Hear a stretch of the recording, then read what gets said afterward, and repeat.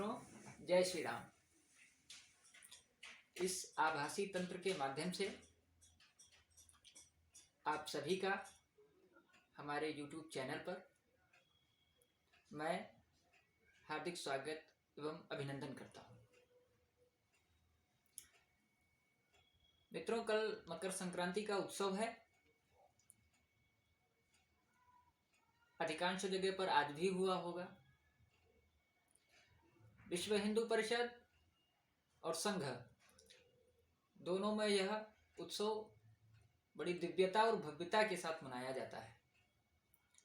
इसलिए मैंने विचार किया कि इस उत्सव, जिसका नाम हम लोगों ने सामाजिक समरसता के, मैंने सोचा कि कुछ सामाजिक समरसता पर कुछ बोला जाए। मित्रों, हमारी जो पृथ्वी है, इसकी उत्पत्ति आज से लगभग 1 अरब 95 करोड़ 58 लाख 85 हजार और 124 वर्ष पूर्व की है।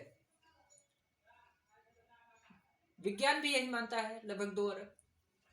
तो हमारा डेटा और विज्ञान का डेटा लगभग बराबर है। विचार करें तो जब पृथ्वी की उत्पत्ति हुई होगी तो ईश्वर ने सोचा होगा, ऐसी हमारी कल्पना है, तो ईश्वर ने सोचा होगा कि अभी मैं अकेला हूं,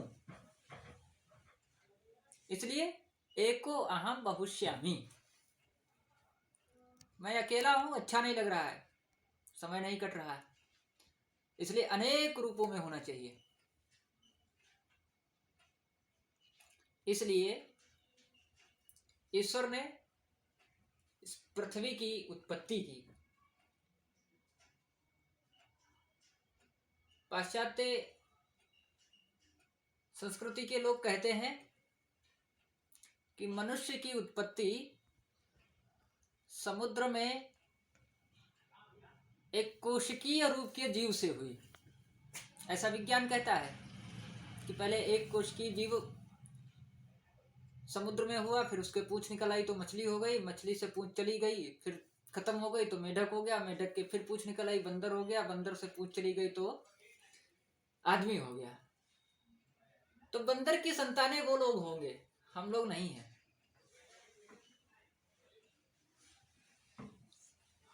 हम लोगों का मानना है कि भाई, अगर उनसे पूछा जाए कि समुद्र की उत्पत्ति भाई किसने की, और फिर समुद्र इस पृथ्वी पर है तो इस पृथ्वी की उत्पत्ति किसने की, तो बंदर की संतानें हम लोग नहीं हैं, हम लोग मनु की संतानें हैं। इसलिए हम लोग अपने आप को मनुष्य कहते हैं। अब ईश्वर ने जब हम सबको उत्पन्न किया होगा, बनाया होगा, तब कोई छोटा, कोई नीच, कोई ऊंच ऐसा समझकर तो नहीं बनाया होगा।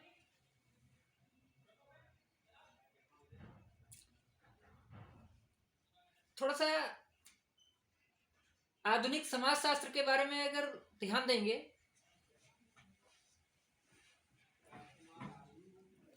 तो समाजशास्त्र ये कहता है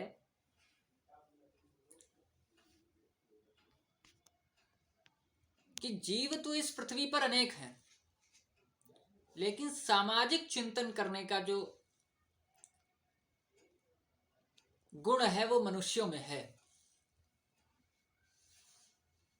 मनुष्य एक सामाजिक चिंतन प्राणी है और यह छोटे बड़े समूहों में विभाजित है। छोटे बड़े समूह यानी जो वर्तमान में जो जातीय व्यवस्था है, और जब छोटे बड़े समूह आपस में टकराते हैं, बातचीत होती है, तो कोई मत निकल के आता है, और जब कोई मत निकल के आता है तो वो मत फिर कालांतर तक रहता है।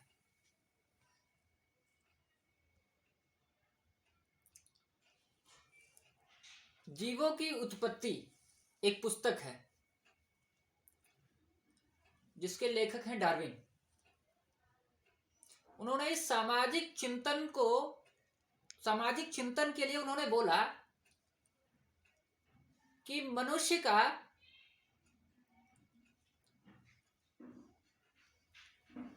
सामाजिक,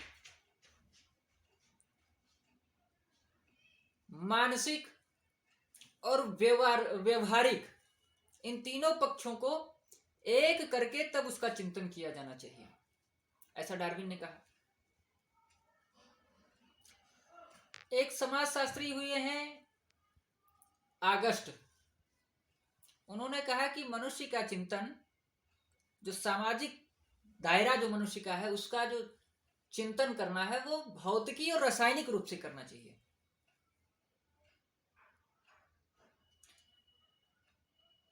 लेकिन जो भारत के जो मनीषी थे, पूज्य स्वामी विवेकानंद जी जैसे लोग, श्रद्धानंद सरस्वती जैसे लोग,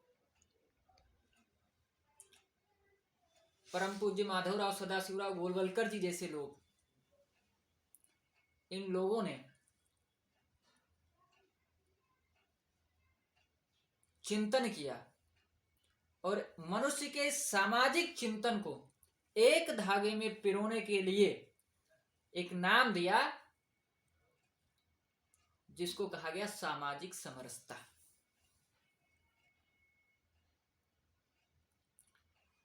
अब विषय यह आता है कि सामाजिक समरसता आवश्यक क्यों है।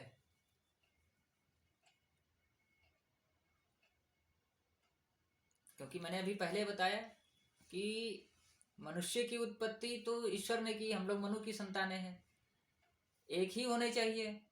लेकिन फिर ये सामाजिक समरसता ये बीच में कैसे आ गया।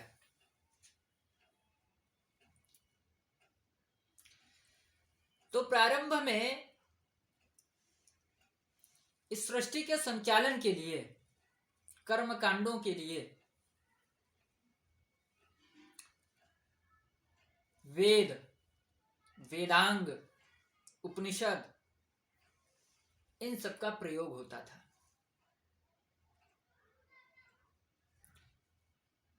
लेकिन 7वीं शताब्दी के आसपास, क्षमा कीजिएगा 6ठी शताब्दी के आसपास, यानी 712 ईस्वी में मोहम्मद बिन कासिम, वहां से शुरुआत होती है और फिर अंग्रेज आए, अंग्रेज हो या मुगल हो, उन सब ने मनुष्य की या इस समाज की या कह सकते हैं हिंदू समाज को तोड़ने का काम किया उन्होंने और जातीय व्यवस्था में हिंदू समाज को विभाजित कर दिया।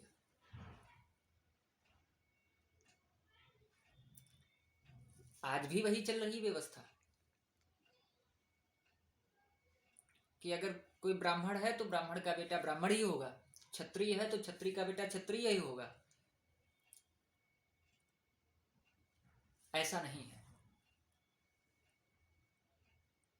ऐत्रेय ब्राह्मण नामक एक पुस्तक है, उसमें लिखा है जन्म न जायते शूद्रः, यानी जन्म से कोई शूद्र नहीं होता है, ऐसे हमारे धार्मिक पुस्तकें कहती हैं। उदाहरण के लिए अगर देखें, जरा इतिहास पे अपने गौर करिएगा।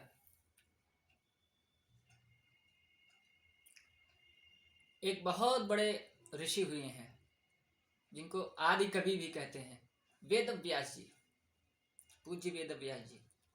हम लोग गुरु पूर्णिमा उन्हीं के जन्मदिन के अवसर पर मनाते हैं। उनके पिता पराशर जी थे, ऋषि थे, ऋषि पराशर, ब्राह्मण थे। माता जी उनकी सत्यवती थी, मल्लाह का काम करती थी, लेकिन उनकी शादी ऋषि से हुई। यानी हमको ये देखने में आता है कि उस समय जाति व्यवस्था हावी नहीं थी। आप विश्वामित्र जी को ले लीजिए। विश्वामित्र जी क्षत्रिय कुल में थे, लेकिन अपने ज्ञान के दम पर वो ब्राह्मण कहलाए। यानी उस समय जाति व्यवस्था अभी नहीं थी, जन्म से कोई वर्ण व्यवस्था निश्चित नहीं थी। जो ज्ञानी हैं, शिक्षा दे सकते हैं, शिक्षा ले सकते हैं, ब्राह्मण थे। जो रक्षा करने में सक्षम है, क्षत्रिय थे। जो व्यापार करने में कुशल थे, वैश्य थे। और जो किसी काम को नहीं कर सकते थे किसी प्रकार से, शूद्र थे। लेकिन अब शूद्र का बेटा ब्राह्मण नहीं हो सकता है, पूर्व में ऐसा नहीं था। अनेकों उदाहरण ऐसे हमको मिलेंगे। ये जब मुगल भारत आए, अंग्रेज जब आए, तब उन्होंने तो एक उनकी नीति थी, तोड़ो और राज्य करो। इस नीति पर उन्होंने काम शुरू किया और उन्होंने जाति व्यवस्था पूरी बना दी। उन्होंने तो हमारे ग्रंथों को भी उसमें से ग्रंथों में भी कुछ घटाया, बढ़ाया, बदलाव किया, ये भी किया उन्होंने। वर्तमान समय में एक जाति का हम उदाहरण आपको देते हैं और मुझे लगता है कि ये बताना आवश्यक भी है। हम लोग जिनको आज भंगी कहते हैं, समाज जिनको भंगी कहता है, अगर वास्तविकता को आप जानेंगे तो वास्तविकता ये है कि जिनको हम सभी आज भंगी कहते हैं, वो इस सनातन धर्म के सच्चे पहरी हैं। भारत में जब मुगलों का शासन चल रहा था, उस समय जो अपना धर्म परिवर्तन करके मुगल बनना स्वीकार नहीं किए, अर्थात जो मुस्लिम नहीं बने, ऐसा मुगल काल में एक आदेश था कि या तो मुस्लिम बन जाओ, नहीं तो आपको मैला उठाना पड़ेगा। तो जिन्होंने मैला उठाना स्वीकार किया और धर्म परिवर्तन करना स्वीकार नहीं किया, उन्हीं को आज हम लोग भंगी कहते हैं। ये तो बहुत बड़े, मैं तो बड़ा सम्मानित हैं ये, जो अपनी धर्म की रक्षा के लिए निम्न काम को स्वीकार किया लेकिन धर्म परिवर्तन नहीं किया। इसलिए ये तो बहुत सच्चे पहरी हैं धर्म के। तो ऐसे मुगलों ने, अंग्रेजों ने भारत में समाज को तोड़ने का काम किया, हमारे ग्रंथों को बदलने का काम किया, जिससे वो हम पर शासन कर सके। और उन्होंने ऐसा वातावरण तैयार कर दिया कि समाज के मन में भेदभाव, छुआछूत एकदम समाहित हो गया। जबकि हमारे यहां देखिए, इसमें दो शब्द मिलते हैं, एक अपवित्रता और एक असपृश्यता। तो अपवित्रता तो थी हमारे यहां, लेकिन असपृश्यता नहीं थी। अपवित्रता यानी मान लीजिए हमारे घर में माता होंगी अथवा पत्नी होंगी, छोटा बच्चा मान लीजिए कहीं मल त्याग कर देता है,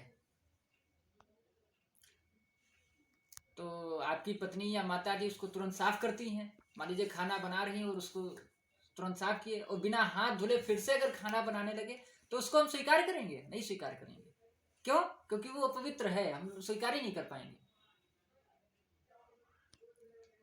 तो अपवित्रता थी हमारे यहाँ। लेकिन अब हमारे यहाँ कोई आता है और कोई बर्तन मांगता है, वो किस जाति का है इससे हमें नहीं मतलब है, या वो निम्न जाति का तो हम नहीं देते हैं, तो इसको अस्पृश्यता कहेंगे। तो अस्पृश्यता हमारे यहाँ कभी नहीं थी, अपवित्रता तो थी। ऐसा डॉक्टर अंबेडकर जी भी ऐसा ये लिखते हैं। तो अंग्रेजों ने ऐसा वातावरण अपने यहाँ तैयार कर दिया, और ये वातावरण अब चाहे राष्ट्रीय स्तर पर हो या धार्मिक स्तर पर हो, एक दीमक की तरह काम कर रहा है। इसलिए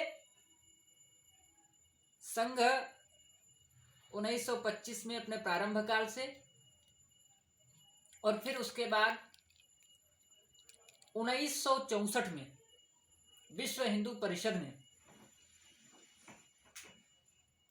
इस छुआछूत को मिटाने के लिए, भेदभाव को मिटाने के लिए 64 से और वर्तमान समय तक अभी भी वो काम करता आ रहा है। एक उदाहरण समझ में आता है।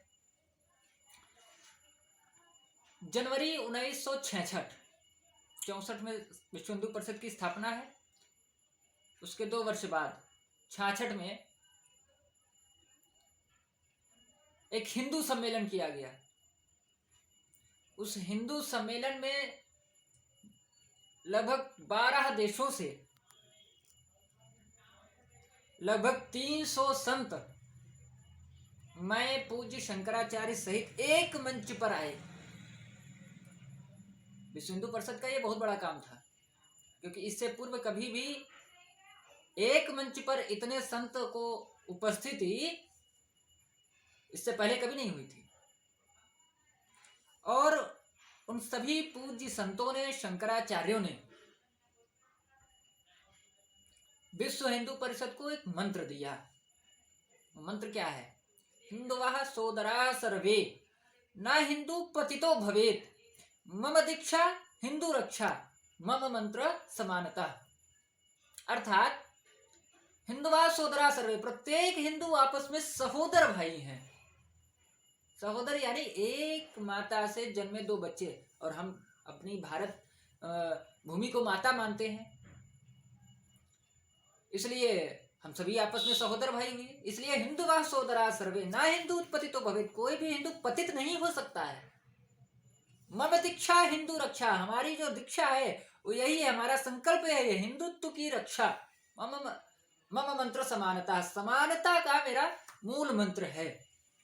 और इस पर विश्व हिंदू परिषद लगातार काम कर रहा है। एक बहुत अच्छा उदाहरण ध्यान में आता है, वाराणसी में एक सम्मेलन हुआ था, उसमें पूज्य अशोक सिंघल जी उस सम्मेलन में गए हुए थे।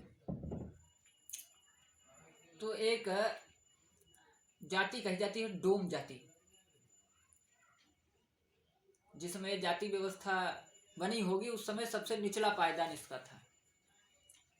तो पूज्य अशोक सिंघल जी ने विचार किया कि वाराणसी में तो अनेक डोम हैं, तो उनके जो प्रमुख हैं उनके यहाँ मैं भोजन करने जाऊंगा। उन्होंने विचार किया, तो वहां के कार्यकर्ताओं ने जो प्रमुख थे उनसे मिले, बोले आपके यहाँ पूज्य अशोक सिंघल जी भोजन करना चाहते हैं। उनको तो बड़ा आश्चर्यचकित हुआ कि हमारे यहाँ तो एक सामान्य व्यक्ति तो भोजन नहीं करने आता है, भोजन करना तो दूर, हमें सुबह देखना नहीं पसंद करता, इतने बड़े मनीषी हमारे यहाँ भोजन करना चाहते हैं। खैर उसने स्वीकार किया। पूज्य अशोक सिंघल जी ने कई पूज्य संतों को उनके घर ले गए, और साथ में उनके जो प्रमुख थे, डोम के जो प्रमुख थे वो भी साथ में, उनके सभी लोग साथ में भोजन किया। और फिर उसके बाद में पूज्य अशोक सिंघल जी ने उनसे आग्रह किया कि हम एक सम्मेलन करने जा रहे हैं, उस सम्मेलन में आप पधारिएगा। उन्होंने कहा ठीक है, हम आएंगे।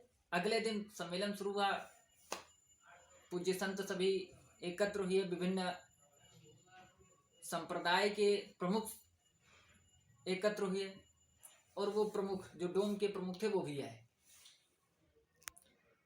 तो उनका जो आसन था वो नीचे नहीं था, ना तो कुर्सी पर था। पूज्य अशोक सिंघल जी ने उनको मंच पर पूज्य संतों के बीच में अपने पास बैठाया।